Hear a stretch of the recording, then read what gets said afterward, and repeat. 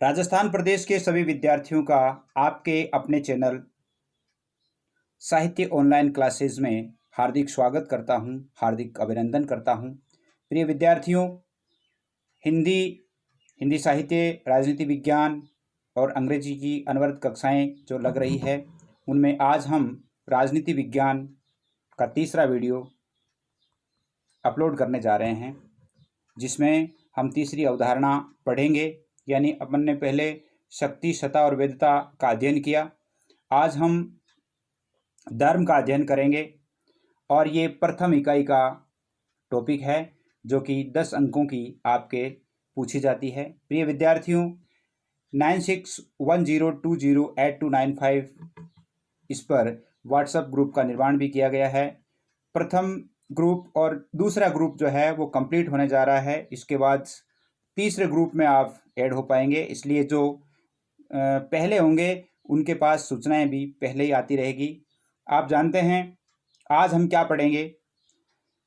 आज हमारे यहाँ अध्ययन करेंगे धर्म, और धर्म के अंतर्गत क्या क्या अध्ययन करेंगे। धर्म का अर्थ क्या है, धर्म की परिभाषाएं, धर्म और धर्मनिरपेक्षता क्या है, धर्म और नैतिकता में क्या संबंध है, धर्म और राजनीति में क्या अंतर संबंध है, भारतीय संस्कृति में धर्म की क्या संकल्पना है, ईसाई धर्म में धर्म की क्या संकल्पना है, इस्लाम धर्म में धर्म की क्या संकल्पना है, और इसके आधार पर हम क्या निष्कर्ष पर पहुंचते हैं। तो बहुत ही सटीक और बहुत ही अच्छा पाठ है, परीक्षा योग्य भी है और जीवन में अपनाने योग्य भी है। तो आइए हम आज इसका अध्ययन करते हैं। एक बार और कहना चाहूँगा कि अपने यहाँ से एक ही चैनल पर आपको अंग्रेजी 10th और 12th लगातार अपलोड की जा रही है। हिंदी अनिवार्य 12th कक्षा की अभी शुरू है। हिंदी साहित्य 12th कक्षा संपूर्ण हिंदी साहित्य अपलोड कर दिया गया है। राजनीति विज्ञान 12th कक्षा और हिंदी व्याकरण कक्षा 9 से 12 जो है वो अपलोड की जा रही है। तो प्रिय विद्यार्थियों से अनुरोध यही रहेगा कि आप अधिक से अधिक विद्यार्थी जुड़ें, ताकि हम एक लाइव कक्षा का आयोजन भी करें। हमारी जो लाइव कक्षा होगी, जो 5000 विद्यार्थियों के रजिस्टर्ड होने पर होगी, और 5000 विद्यार्थी रजिस्टर्ड होने पर लाइव कक्षाएं आयोजित की जाएगी। सप्ताह में टेस्ट होंगे, टेस्ट के आधार पर मार्किंग दी जाएगी, रैंकिंग दी जाएगी, और वर्ष के अंत में आपको नोट्स भी उपलब्ध करवाए जाएंगे, ताकि आप उनका भी अध्ययन कर सकें। तो प्रिय विद्यार्थियों, आइए हम शुरू करते हैं। धर्म और धर्म की प्रथम भूमिका के अंतर्गत हम देखते हैं कि धर्म क्या है। आज इस वैज्ञानिक युग में धर्म एकमात्र संकल्पना रह गया है। आज धर्म की बातों को बहुत कम महत्व दिया जाता है। विश्व के अधिकांश देशों में धर्म निरपेक्षता को अपनी राजनीति के रूप में अपना लिया है। धर्म निरपेक्षता यानी किसी भी धर्म का अनुसरण नहीं करना, किसी भी धर्म का विशेष पक्ष नहीं लेना, सभी धर्मों को समान दृष्टि से देखना। प्रजातांत्रिक देशों में धर्म व्यक्तिगत मामला रह गया है, अर्थात व्यक्तिगत मामला का अर्थ होता है कि वो उसका पर्सनल मैटर है कि वो धर्म को स्वीकार करे या ना करे। धर्म आंतरिक और बाह्य आध्यात्मिक उत्कृष्टता दोनों में समाहित है। आंतरिक उत्कृष्टता में भी है, आध्यात्मिकता में भी है, अर्थात धर्म का जो हस्तक्षेप है वो हमेशा से रहा है और आगे भी रहेगा। धर्म की परिभाषाएं देखिए, अपने दर्शन शास्त्र के विद्वान और हमारे धर्म की आधारशिला विवेकानंद, जिन्होंने धर्म को के बारे में क्या कहा था, उन्होंने कहा था कि धर्म मनुष्य में पहले से व्याप्त देवत्व आध्यात्मिकता का विस्तार मात्र है। मनुष्य में देवत्व आध्यात्मिकता होती है, और जब उसका विस्तार होता है, जब वह अपने नियम उपनियम बनाता है, अर्थात वह जब लोगों को उपदेश देना शुरू करता है, तो उसे धर्म का नाम दे दिया जाता है। डॉक्टर राधाकृष्णन क्या कहते हैं कि धर्म का सार इस बात में निहित है कि यह आत्मा के उन्नयन के लिए आध्यात्मिक पक्ष पर बल दें और जीवन को निरपेक्षता की ओर अग्रसर करें। बहुत ही इंपॉर्टेंट और बहुत ही अच्छी परिभाषा है कि आत्मा का उन्नयन हो, अर्थात आत्मा में किसी प्रकार का कोई मेलापन नहीं रहे। आध्यात्मिक पक्ष पर बल दे, जीवन को अध्यात्म की ओर ले जाएं और जीवन में निरपेक्षता की ओर अग्रसित करें, अर्थात किसी भी धर्म में धर्म को हीन नहीं समझना, किसी भी धर्म की आलोचना नहीं करना, वही है धर्म निरपेक्षता। अर्थात उसने किसी विशेष धर्म को भी ना अपनाया हो। धर्म का अर्थ क्या है? धर्म का आगाज सबसे पहले पूर्वी संस्कृतियों में हुआ। भारतीय दर्शन और संस्कृति में धर्म एक महत्वपूर्ण संकल्पना है। धर्म का अर्थ अलग अलग संस्कृतियों और देशों में अलग अलग अर्थ में प्रयुक्त हुआ है। भारत में धर्म का अर्थ क्या है? भारत में धर्म का अर्थ है कर्तव्य, अहिंसा, न्याय, सदाचरण, सद्गुण के अर्थ में मान्य है। भारत में धर्म कर्तव्य, अहिंसा, न्याय, सदाचरण और सद्गुण के अर्थ में मान्य है। यह आपको ध्यान रखना है। अंग्रेजी में क्या है? अंग्रेजी में धर्म का समानार्थी शब्द रिलीजन है, जिसका अर्थ है आस्था, विश्वास अथवा मान्यता। आस्था, रिलीजन का अर्थ है आस्था, विश्वास। वस्तुतः धर्म किसी पूजा पद्धति, कर्म कांड, उपासना विधि अर्थात तिलक, चोटी, दाढ़ी, टोपी, ताबीज धारण करने का नाम नहीं है। जैसे किसी ने तिलक लगाया है, चोटी रखता है, तो इसका अर्थ नहीं है कि वो धार्मिक हो सकता है। किसी ने दाढ़ी टोपी धारण कर रखी है तो हम ये नहीं कह सकते कि वो धार्मिक है। ताबीज अर्थात विभिन्न प्रकार के आडंबर धारण करना वो धार्मिक नहीं हो सकता। धर्म का वास्तविक अर्थ है मनुष्य को विवेक पूर्वक सर्वश्रेष्ठ चिंतन के लिए तैयार करना। विवेक पूर्वक सर्वश्रेष्ठ चिंतन का अर्थ होता है कि सभी का हित सोचना, किसी के बारे में बुरा नहीं सोचना, अच्छा सोचना। धर्म उसी को कहा जा सकता है जो अपनी प्रथाओं और विश्वासों से एक समुदाय विशेष को नैतिकता से जोड़ता है। प्रथाओं, अपनी जो मान्यता है, रीति रिवाज है और अपने जो विश्वास है, उनको क्या करता है? एक समुदाय विशेष को उन नैतिकताओं से जोड़ता है। और मानवीय गतिविधियों को एक सूत्र में बांधने का आधार धर्म ही प्रदान करता है। मानवीय गतिविधियां अर्थात मनुष्य की जो गतिविधियां हैं, मनुष्य के जो कार्य हैं, मनुष्य के जो कार्य व्यापार हैं, मनुष्य के जो सिद्धांत है, मनुष्य के जो व्यवहार है, उनको एक सूत्र में बांधना, ये धर्म ही आधार प्रदान करता है। धर्म और धर्म निरपेक्षता क्या है? देखिए, धर्म निरपेक्षता क्या है? किसी भी धर्म को मानने के वाले के साथ भेदभाव नहीं हो। स्पष्ट बात है, किसी भी धर्म को मानने वाले के साथ भेदभाव न हो और सभी धर्मों को समान दृष्टि से देखा जाए, यही धर्म निरपेक्षता है। भारत एक धर्मनिरपेक्ष राष्ट्र है। भारत बहुधर्मी देश है, अर्थात यहाँ पर विभिन्न धर्मी लोग रहते हैं, जहाँ धर्मनिरपेक्षता मौलिक अस्मिता के रूप में स्वीकार किया गया है। धर्मनिरपेक्षता को एक मौलिक अस्मिता अर्थात मूल इज्जत है। हमारे धर्म की धर्मनिरपेक्षता, हमारी संस्कृति में धर्मनिरपेक्षता को एक मूल इज्जत के रूप में, मूल सम्मान के रूप में स्वीकार किया गया है। यानी हम ये मानते हैं कि जो धर्मनिरपेक्ष नहीं है अर्थात दूसरे धर्मों का सम्मान नहीं करता है, वो धर्म नहीं है। भारत बहुधर्मी देश होने के कारण यहाँ अनेक मतांतर पाए जाते हैं। भारतीय धर्म धार्मिक संप्रदायवाद से प्रभावित नहीं है, अर्थात धर्म को एक संप्रदाय की तरफ यानी एक विशेष कुनबे की तरफ नहीं ले जाता है। यहाँ धर्म में सांप्रदायिक संकीर्णता को कोई स्थान नहीं है, अर्थात यहाँ का धर्म है वो संकीर्ण नहीं है, वसुधैव कुटुंबकम का सिद्धांत प्रदान करता है। वर्तमान समय में धर्म की परिभाषा को अपने लीक से हटाकर अर्थबोध दिया गया। वर्तमान में धर्म को संकीर्ण कर दिया गया है।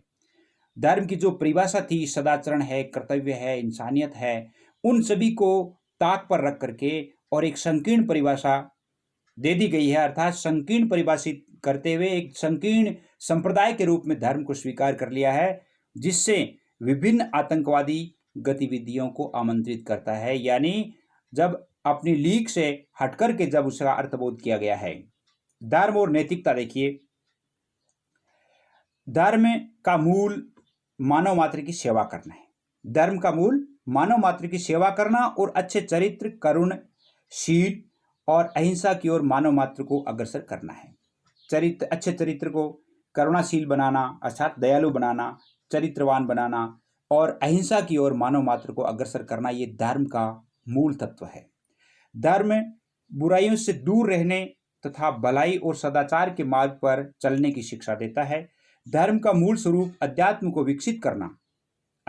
विकसित करना अर्थात अपने मन की शक्तियों को विकसित करना, मन की जो अच्छाइयां हैं उन्हें विकसित करना, हमें प्रकृति और ईश्वर से जोड़ना, मनुष्य को आडंबरहीन बनाना है, अर्थात विभिन्न प्रकार के जो आडंबर होते हैं, अर्थात एक विशेष प्रकार की वेशभूषा को हम धार्मिक व्यक्ति नहीं कह सकते कि ये उस धर्म का है या उस धर्म विशेष से है, ऐसा हम नहीं कह सकते।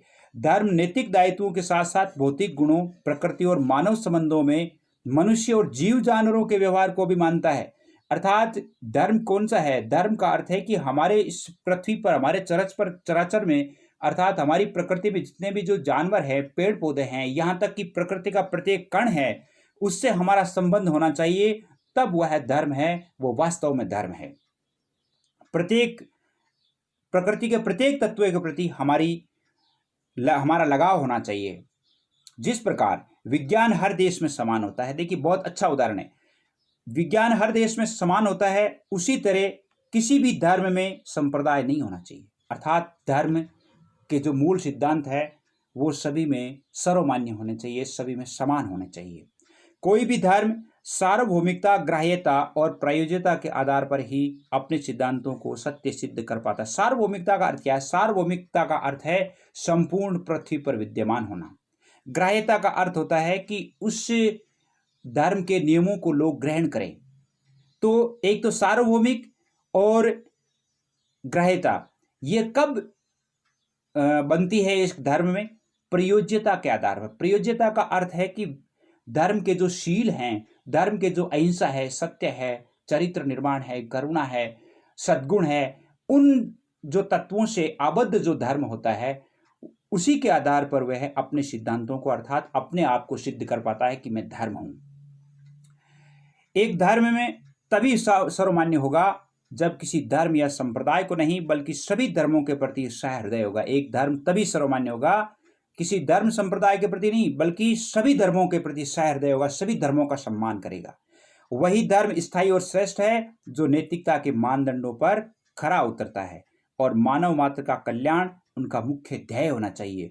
जो धर्म दूसरे धर्म की निंदा और भर्त्सना और तिरस्कार करता है वह मूल रूप से धर्म नहीं है।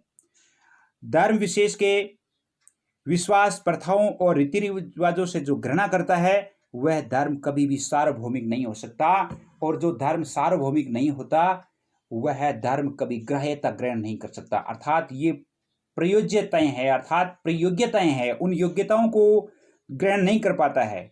किसी धर्म की रीति रिवाज है, प्रथाएं हैं, उनके नियम है, उपासना पद्धतियां हैं, उनसे यदि घृणा करता है तो वह धर्म वास्तव में धर्म नहीं है। धर्म के साथ नैतिकता का होना आवश्यक है। नैतिक सत्य सभी धर्मों में प्रेम, करुणा, दया का संदेश देता है, यानी धर्म में नैतिकता होना आवश्यक है। नैतिकता से हीन धर्म है वो धर्म नहीं हो सकता, वो एक संप्रदाय हो सकता है। लेकिन नैतिक सत्य धर्मों में क्या होता है? नैतिक सत्य सभी धर्मों में क्या करता है? प्रेम का निर्माण करता है, करुणा है, दया है, सदाचरण है, अहिंसा है, यानी इन जो तत्वों का समावेश करता है वह धर्म है। धर्म और राजनीति में क्या संबंध है? देखिए, प्राचीन काल में राजनीति धर्म का एक विशेष अंग माना जाता था, अर्थात राजनीति और धर्म एक परस्पर पूरक थे। कालांतर में धर्म जो है वो दूषित राजनीति का शिकार हो गया। प्रसिद्ध पाश्चात्य विद्वान जो राजनीतिक विचारक है बर्ट्रैंड रसेल और ई.एम. फॉरेस्टर जैसे विद्वानों ने स्पष्ट किया है कि जब जब धर्म और राजनीति का नकारात्मक संसर्ग हुआ है, सकारात्मक नहीं, नकारात्मक संसर्ग हुआ है, तब तब इस पृथ्वी पर खून खराबा हुआ है, युद्ध हुए हैं, आतंकवाद छाया है, अधर्म की बढ़ोतरी हुई है। तो वो कब हुआ है? जब जब नकारात्मक संसर्ग अर्थात राजनीति की नकारात्मक बातें धर्म से के साथ में जुड़ी है, तब तब क्या है कि लोगों ने दूषित राजनीति के आधार पर धर्म को की आड़ में रक्तपात किया है। धर्म और दूषित राजनीति के योग से धार्मिक मतभेद उत्पन्न हुए हैं। इस्लाम, यहूदी, ईसाई और हिंदू, ईसाई जैसे इस्लाम है, यहूदी है, ईसाई है, ये हिंदू धर्म से ही पृथक हुए हैं, अर्थात हिंदू धर्म से ही इनकी उत्पत्ति हुई है। कुछ वर्गों ने अपने पृथक पृथक धर्म बनाने का कार्य किया। इन धर्मों से भी, जैसे इस्लाम है, यहूदी है, ईसाई है, हिंदू, इनसे भी कुछ संप्रदाय अलग हुए हैं और वो संप्रदाय अलग होकर के अपना धर्म बनाने का कार्य किया है जो कि वो नहीं बन पाए। पिछले 2000 वर्षों में धर्म के नाम पर अनेक रक्तपात भी हुए हैं, अर्थात धर्म की जो व्याख्या है वो मनमाने दुरुपयोग से हुई, जिससे रक्तपात और अधर्म का बढ़ावा हुआ। राजनीति का अर्थ क्या? देखिए, वो धर्म का था, धर्म और राजनीति में बता रहे हैं। तो राजनीति का अर्थ क्या है? नीति के अनुसार राज करना। राजनीति का अर्थ है नीति के अनुसार राज करना, और नीति वो है जो नैतिक मूल्यों और श्रेष्ठ धार्मिक मान्यताओं की आधारशिला पर टिकी हो। नीति कौन सी है? जो नैतिक मूल्यों से आबद्ध हो, जो नैतिक मूल्यों से सराबोर हो, और जिसमें श्रेष्ठ धार्मिक मान्यताएं हो, उनकी आधारशिला पर टिकी हुई हो, तो वो वास्तव में नीति है। प्रारंभ में धर्म और राजनीति एक दूसरे से परिपोषित थे। प्रारंभ में एक सद राजनीतियां थी और सद धर्म थे, दूषित राजनीतियां नहीं थी, इसलिए वो एक दूसरे को परिपोषित थे। दोनों उदार सहिष्णुतावादी भावनाओं से सराबोर थे। कालांतर में धर्म और राजनीति में अनेक परिवर्तन हुए हैं। तुच्छ स्वार्थों की पूर्ति के लिए शासकीय वर्ग और धर्माधीशों ने, शासक राजा और धर्म के ठेकेदार जिनको हम कह सकते हैं, धर्माधीशों ने धर्म और राजनीति का मनमाना दुरुपयोग किया, जिससे इस पृथ्वी पर यानी मानव सभ्यता पर आंच आई, मानव सभ्यता को खतरा उत्पन्न हुआ। यहां पर युद्ध ही युद्ध हुए। राम मनोहर लोहिया क्या कहते हैं? देखिए, राम मनोहर लोहिया के अनुसार धर्म और राजनीति के दायरे पृथक पृथक हैं, परंतु दोनों का आधार एक ही है। दायरे पृथक पृथक है, यानी धर्म है वो, धर्म और राजनीति है वो राज करना सिखाती है, धर्म है मनुष्य को आध्यात्मिकता की ओर ले जाता है, लेकिन दोनों का आधार एक ही है, मानव कल्याण। राजनीति का अर्थ भी है वो नीति के अनुसार राज करना, और धर्म का अर्थ भी यही है कि नैतिकता से मनुष्य का उत्थान करना। धर्म दीर्घकालीन, देखिए क्या बताया, धर्म दीर्घकालीन राजनीति है और राजनीति अल्पकालीन धर्म है। दोनों में यह संबंध है। धर्म क्या है? दीर्घकालीन राजनीति, अर्थात वह राजनीति है जो लंबे समय तक चलती है, क्योंकि उसमें अच्छाइयां ही अच्छाइयां होती है। और राजनीति क्या है? एक अल्पकालीन धर्म है। धर्म का कार्य भलाई और सहिष्णुता की स्थापना करना है, राजनीति का कार्य बुराइयों का उन्मूलन करना है। कितनी परस्पर पूरकता है इनमें, कि धर्म और राजनीति का सुमिलन मानवता के लिए कल्याणकारी होता है, जबकि इनका अविवेकपूर्ण मिलन एक दूसरे का दुरुपयोग और अत्याचार को बढ़ावा देता है। यानी जब दोनों समान रूप से सद रूप से मिलते हैं तो मानवता का कल्याण होता है, राजनीति और धर्म। लेकिन जब ये अविवेकपूर्ण मिलन हो जाता है या इनका दुरुपयोग हो जाता है तो अत्याचार को बढ़ावा मिलता है, रक्तपात होते हैं। स्वामी विवेकानंद क्या कहते हैं? आडंबर आच्छादित, अर्थात आडंबर से भरा हुआ, और हठ धर्मिता, अर्थात इस प्रकार की धर्मिता जिसमें वो हठ अर्थात दूसरे धर्मों का उसमें या दूसरे नियमों का प्रवेश ही ना हो। हठ धर्मिता पूर्ण धर्म मनुष्य को विभाजित करता है, जिसको हम कट्टर धर्म कह सकते हैं, कट्टर वादी कह सकते हैं। जबकि अनुभव से विकसित धर्म मनुष्य को परस्पर जोड़ता है। धर्म के साथ में अनुभव होना आवश्यक है। जो दूसरों के लिए जीते हैं सच में वे जीते हैं। कितनी सुंदर लाइन है, जो दूसरों के लिए जीते हैं सच में वे जीते हैं, शेष तो जीते हुए भी मरे जैसे होते हैं। जो दूसरों का काम नहीं कर सकते, तो दूसरों को अच्छाइयाँ नहीं दे सकते, दूसरों को आनंद नहीं दे सकते, दूसरों को खुशियाँ नहीं दे सकते, वो वास्तव में मरे हुए के समान होते हैं। यानी कहा जाता है कि स्वयं के लिए जीना तो एक पशुता है और दूसरों के लिए जीना मानवता है। देखिए, भारतीय संस्कृति में धर्म की संकल्पना क्या है? वैसे अपन ने पढ़ भी लिया है, लेकिन और देख लेते हैं कि भारतीय दर्शन और संस्कृति की मुख्य संकल्पना धर्म है, और धर्म शब्द संस्कृत के धारणार्थ शब्द से बना है, जिसका अर्थ होता है धारण करना।